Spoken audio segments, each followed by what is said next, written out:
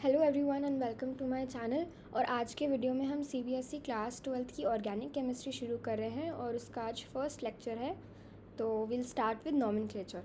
Nomenclature को हम दो पार्ट में डिवाइड कर सकते हैं। फर्स्ट इज़ कॉमन नेमिंग, जिसको हम क्या कहते हैं, ट्रिवियल नेमिंग भी कहते हैं, और सेकेंड इज़ IUPAC, जिसको हम जिनेवा सिस्टम भी कहते हैं। क्लास 12 की अगर बात करें तो उसमें कॉमन नेमिंग का काफ़ी ज़्यादा वेटेज है, तो कॉमन नेमिंग पे ही ज़्यादा फोकस रहेगा। तो let's start with common naming of those compounds which contain carbon in their functional group. मतलब फंक्शनल ग्रुप जो अटैच्ड होगा उसके अंदर कार्बन प्रेजेंट है, ठीक है, उनके लिए नेमिंग कर रहे हैं। तो अगर एक कार्बन है तो आप उसे बोलेंगे फॉर्न, दो हैं तो एसिड, तीन है तो प्रोपियोन या प्रोपायन, अगर चार कार्बन है तो ब्यूटायर, और अगर पांच कार्बन है तो वैलर। ठीक है, अब ये कब यूज़ होंगे? सिर्फ तब यूज़ होंगे जब फंक्शनल ग्रुप में जो फंक्शनल ग्रुप अटैच्ड है उसके अंदर कार्बन है, ठीक है, और वो कंपाउंड से जॉइंट है, सिर्फ तब यूज़ होंगे ये। फर्स्ट देख लेते हैं। फर्स्ट फंक्शनल ग्रुप है कार्बोक्सिलिक एसिड। कार्बोक्सिलिक एसिड में आप देख सकते हो यहाँ पे C है, COOH, तो एक कार्बन यहाँ पे प्रेजेंट है। कार्बोक्सिलिक एसिड का सफिक्स हम क्या यूज़ करते हैं? इक एसिड, IC एसिड। तो जैसे हमने यहाँ पे कुछ भी अटैच हो सकता है, राइट। यहाँ पे ये जो फ्री वैलेंसी है, ये फ्री एंड है, यहाँ पे कुछ भी अटैच हो सकता है, तो HCOOH। तो अब हम गिनेंगे इसमें कितने कार्बन है। और हाँ, फंक्शनल ग्रुप का भी कार्बन इसमें इंक्लूडेड होता है। जब आप कार्बन आपको गिनने होते हैं कितने हैं, तो उसमें फंक्शनल ग्रुप का भी कार्बन इंक्लूडेड है। तो अभी आप इस पूरे कंपाउंड में देखो तो आपको सिर्फ एक ही कार्बन दिख रहा है, राइट, दैट इज़ 1C। तो इसीलिए एक C को हम क्या बोलते हैं? फॉर्म। और क्योंकि ये कार्बोक्सिलिक एसिड इसका फंक्शनल ग्रुप है तो इसके क्या लग जाएगा? Formic acid. तो ये क्या हो गया? Formic acid. Now second is CH3COOH। इसमें टोटल में हमें यहाँ दो C दिख रहे हैं, यहाँ पे पहला वाला और यहाँ पे दूसरा वाला। दो C को हम क्या बोलते हैं? एसिड। और क्योंकि ये कार्बोक्सिलिक एसिड है तो इसका सफिक्स क्या हो जाएगा? एक, तो acetic acid. Same goes for the others also. यहाँ पे टोटल कार्बन्स 3 हैं और 3 को हम बोलते हैं प्रोपायन, तो प्रोपायनिक एसिड। देन मतलब इसमें बड़ा ही सिंपल रूल है इस जो हम कॉमन नेमिंग कर रहे हैं अभी इन कंपाउंड का, जिसके अंदर फंक्शनल ग्रुप में कार्बन है, इसका बस एक ही रूल है कि count the carbon and put the suffix. तो आप ये लिख सकते हो count the carbon and put the suffix, इसका बस यही रूल है इसमें। और कॉमन नेमिंग में क्या है ना, ज़्यादा लॉजिक नहीं है जैसे IUPAC में होता है। तो कॉमन नेमिंग में आपको ट्रिक्स की तरह से याद करना होता है। नाउ नेक्स्ट है, यहाँ पे 4 कार्बन है। 4 कार्बन को ब्यूटायर बोलता है और ये सफिक्स इसका एक लग जाएगा, butyric acid. And then last में 5 कार्बन, तो वैलर, और कार्बोक्सिलिक एसिड का सफिक्स एक, तो वैलेरिक एसिड। ये इम्पॉर्टेंट हो जाता है थोड़ा जब CH के दोनों तरफ CH3 अटैच्ड हो। CH के दोनों तरफ अगर मिथाइल अटैच्ड हो तो उसे हम बोलते हैं आइसो ग्रुप। और आइसो ग्रुप में ये आइसो शब्द जो होता है ना, वो प्रीफिक्स की तरह यूज्ड होता है। अब इसका एक एग्जाम्पल देखो, इंपॉर्टेंट एग्जाम्पल है ये। अभी आप यहाँ देख सकते हैं, यहाँ CH है और दोनों तरफ इसके CH3 अटैच्ड है और एक तरफ यहाँ पे COOH अटैच्ड है। तो फर्स्ट चीज़ क्या नोटिस, आप आइसो लगाओगे यहाँ पे as the prefix. Now next is you will count the carbon. Number of carbon यहाँ पे 4 हैं, तो butyr. And because COOH is present here as the functional group, तो आप इसका सफिक्स लगाओगे एक, तो आइसो ब्यूटायरिक एसिड इसका नाम हो जाएगा। नेक्स्ट पे हम चलते हैं। नेक्स्ट फंक्शनल ग्रुप है एल्डिहाइड, जिसको हम ऐसे रिप्रेजेंट करते हैं CHO। अभी यहाँ पे भी एक C है, एक कार्बन है, राइट। इसका सफिक्स हम सिंपली एल्डिहाइड ही लगाते हैं। तो अभी फर्स्ट हम HCHO देखें अगर, तो इसके अंदर टोटल में एक ही कार्बन है, that means it's form. And आगे आप लगाएंगे सफिक्स जो कि क्या है? एल्डिहाइड, तो that becomes form aldehyde. Then यहाँ पे CH3CHO, इसमें 2 कार्बन है, एसिड और एसिटाल्डिहाइड, राइट, एसिटाल्डिहाइड।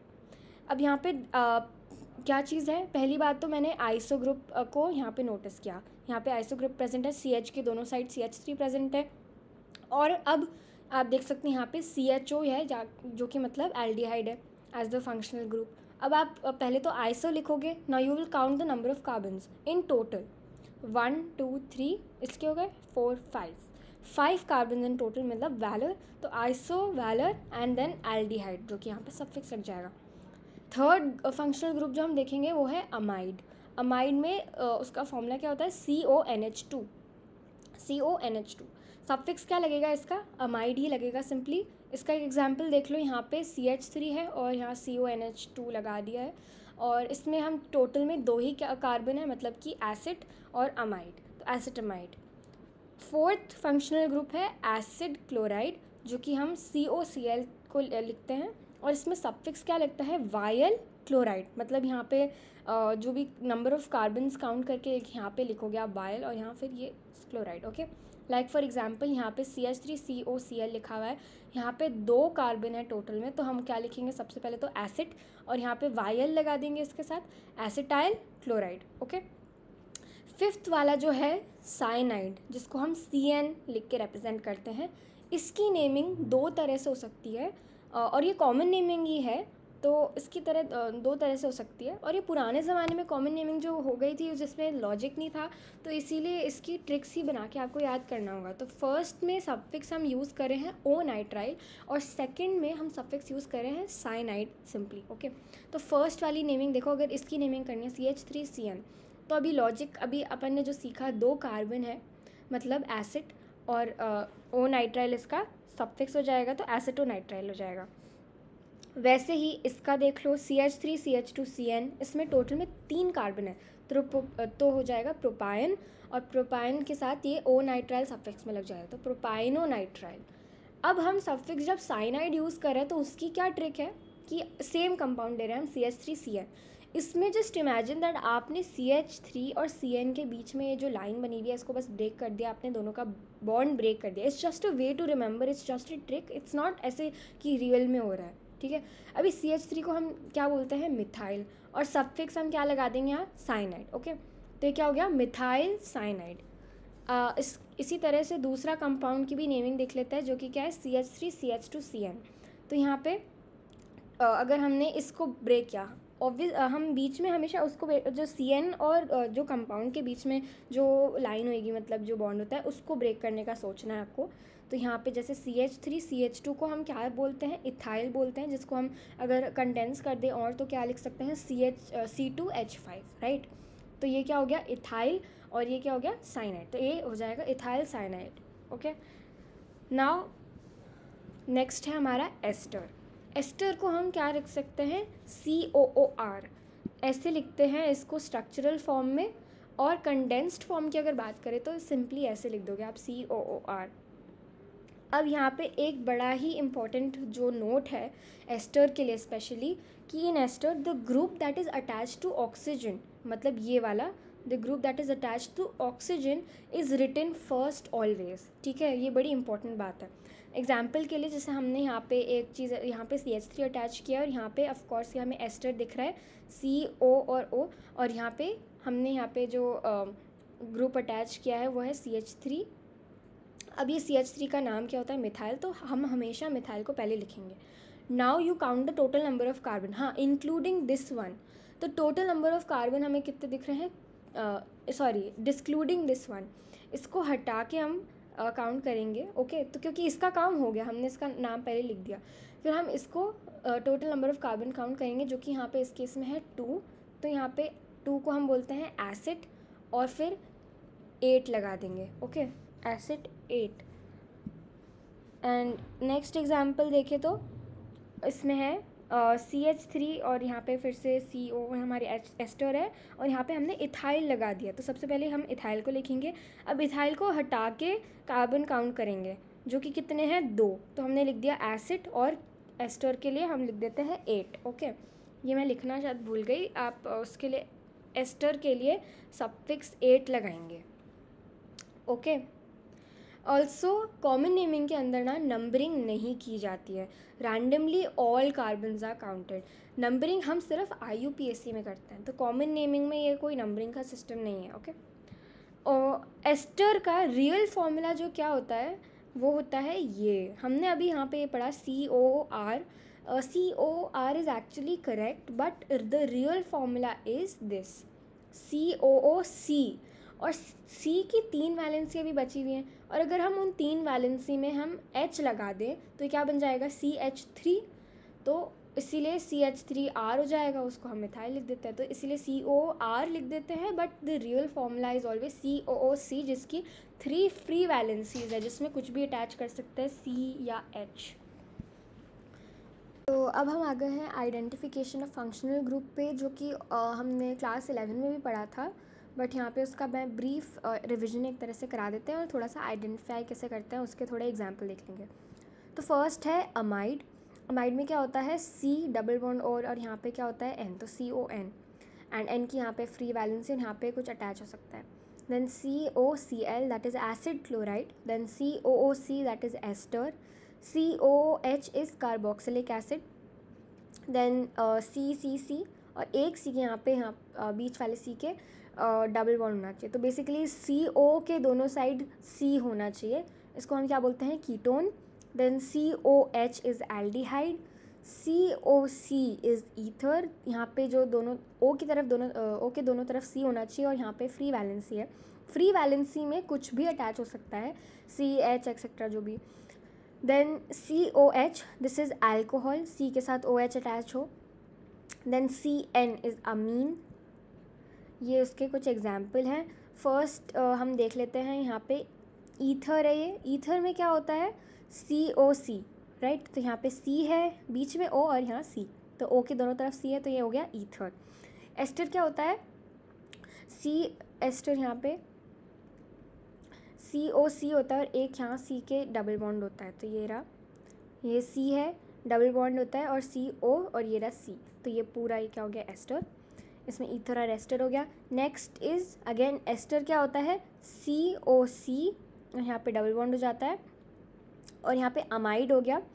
अमाइड क्या होता है, C डबल बॉन्ड और एक तरफ N होता है, और N की दो फ्री वैलेंसीज होती है, जहाँ पे एक यहाँ पे H में अटैच हो गया और यहाँ पे C पे हो गया, तो C double bond O N, तो ये हो गया अमाइड और ये हो गया एस्टर। ये हो गया कीटोन।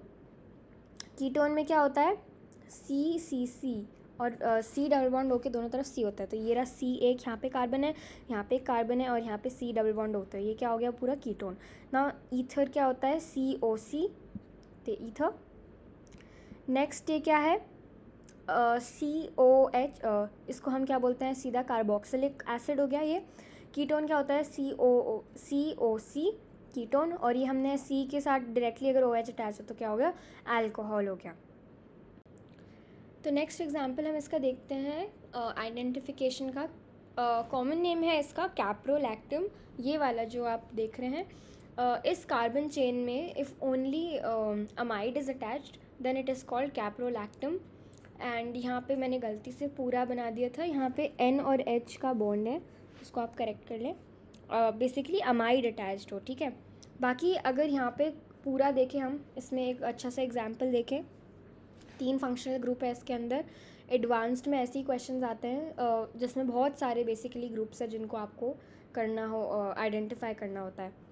तो इसके अंदर हमने सबसे पहले देखा अमाइड, ऑफ कोर्स यहाँ पे देख सकते हैं आप, यहाँ की C है, O उस पर है, और N की यहाँ पे फ्री वैलेंसी जिसमें एक H अटैच्ड है और यहाँ C अटैच्ड है, this becomes amide. Then C और C है, और यहाँ बीच में एक डबल बॉन्ड यहाँ पे O है, तो ये बेसिकली क्या हो गया, कीटोन, और यहाँ पे अमीन हो गया। नेक्स्ट 10th है, अच्छा 10th फंक्शनल ग्रुप है बेसिकली, ये इसको क्या बोलते हैं, एसिड एनहाइड्राइड, एसिड एनहाइड्राइड। तो ये क्या है, इसके अंदर 3 C है और यहाँ ऊपर और यहाँ नीचे बेसिकली O अटैच्ड होता है, ठीक है। Now common naming of the compounds which do not contain carbon in their functional group. अभी तक हम क्या कर रहे थे, उनकी कॉमन नेमिंग कर रहे थे जिस जो कंपाउंड के अंदर जो फंक्शनल ग्रुप अटैच है उसके अंदर कार्बन भी प्रेजेंट है। अभी हम ऐसे फंक्शनल ग्रुप की बात कर रहे हैं जहाँ पे कार्बन नहीं है।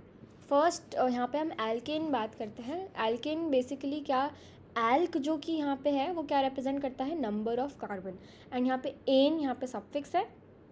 और अगर हम एल्केन में से एक H यानी एक हाइड्रोजन को माइनस कर दें, एक H को रिमूव कर दें, तो हमारे पास क्या बनेगा, एल्काइल। यहाँ पे again alk represents the number of carbon and yl, yl will become the suffix. Now yl क्या होता है, ये क्या इंडिकेट करता है, it indicates free valency, very important, yl indicates free valency. इसका एक एग्जांपल देख लेते हैं। एल्केन यहाँ पे हमने ले लिया सिंपल मीथेन, CH4 ले लिया।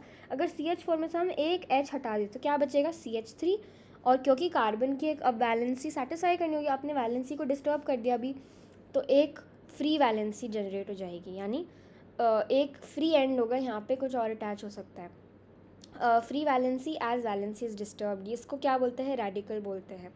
अब इसका नाम क्या हो जाएगा, ये क्या है, CH3 को हम लिखते हैं मेथ, नंबर ऑफ कार्बन कितने हैं मेथ, और H, और क्योंकि हमने यहाँ पे एक एल्केन को एक H माइनस करके हमने इसको बनाया तो सफिक्स क्या हो जाएगा YL, तो मिथाइल हो जाएगा इसका नाम। एल्केन का फॉर्मूला अगर नहीं पता है किसी को तो हम जनरली एल्केन को रिप्रेजेंट करते हैं CnH2n+2 से। ये जनरल फॉर्मूला होता है किसी भी एल्केन का। जैसे यहाँ पे आप देख सकते हैं यहाँ पे C एक ही है तो 1 है ना, यहाँ पे C1 एंड यहाँ पे H, यहाँ पे क्या हो जाएगा 2 और N की जगह 1 रखो तो 2 + 2 यहाँ पे H4 हो जाएगा। तो like CH4 is an example of alkene. Next example देखें CH3 और इसमें से हमने एक H को माइनस कर दिया तो CH3 और ये क्या हो जाएगा CH2 और एक यहाँ पे क्या हो जाएगी फ्री वैलेंसी आ जाएगी। अब total number of carbon count करोगे तो कितने आते हैं एथ। अच्छा हाँ, आप उससे कंफ्यूज ना करें जो हमने स्टार्टिंग में पढ़ा था कि फॉर्म एसिड प्रोपाइन ब्यूटायर वैलोर, ये सब इससे कंफ्यूज ना करें। इसमें हम सीधा IUPAC वाले में जो हमने सीखा था कार्बन को काउंट करना वैसे ही उसमें लिखेंगे। तो यहाँ पे 2 कार्बन है तो एथ, और क्योंकि हमने एल्केन से एल्काइल बना दिया है तो वायल इसका सफिक्स हो जाएगा तो इथाइल बन जाता है ये। एक और देख लेते हैं C3H8, इसको हम क्या बोलते हैं प्रोपेन, और हमने प्रोपेन में से अगर एक H हटा दिया तो दैट बिकम्स C3H7 और एक फ्री वैलेंसी भी जनरेट हो जाएगी। टोटल नंबर ऑफ कार्बन अभी भी 3 ही है तो क्या हो जाएगा प्रोप और आयल, प्रोपाइल। प्रोपाइल के आगे अब हमें क्या ऐसे क्वेश्चंस मिलेंगे फ्यूचर में जब हम एक्चुअली चैप्टर में एंटर करना शुरू होंगे हेलो एल्केन्स जो कि है, तो उसके अंदर हम जब देखेंगे तो हमें इसकी नेमिंग, हमें इसकी अलग अलग स्ट्रक्चर बनाने को बोला जाएगा और उनकी नेमिंग करने को कहा जाएगा। तो जैसे यहाँ पे एक एग्जांपल देख लो, ये तो C3H7 है, यहाँ प्रोपाइल लिख दिया एक फ्री वैलेंसी के साथ। देन इसी को हम कैसे लिख सकते हैं CH3 CH2 CH2 और अगेन फ्री वैलेंसी, और इसको हम क्या नेमिंग कर सकते हैं इसकी प्रोपाइल। अगेन नेम तो वही रहेगा बस बनाने का फॉर्म अलग हो जाएगा, structural formula basically. Then CH3CH और ये वापस हमने यहाँ पे आइसो ग्रुप बना दिए। ये आइसो ग्रुप अगर कोई सोच रहा है कि ऐसे ही बन सकता है तो नहीं, अगर हमने इसे सीधा लिख दिया बेसिकली तो क्या हो जाएगा ऐसे लिख सकता है ऐसे सीधा, अगर हमने एक लाइन में लिख दिया ऐसे, ये क्या हो जाएगा आइसोप्रोपाइल, आइसो ग्रुप की प्रेजेंस है यहाँ पे। तो ये कुछ एग्जाम्पल हमने आज आइडेंटिफिकेशन देखा हमने, और हमने बेसिक स्टार्टिंग करी है कॉमन नेमिंग की। तो ऐसे हम आगे के लेक्चर्स में मिलते हैं, राइट। Thank you.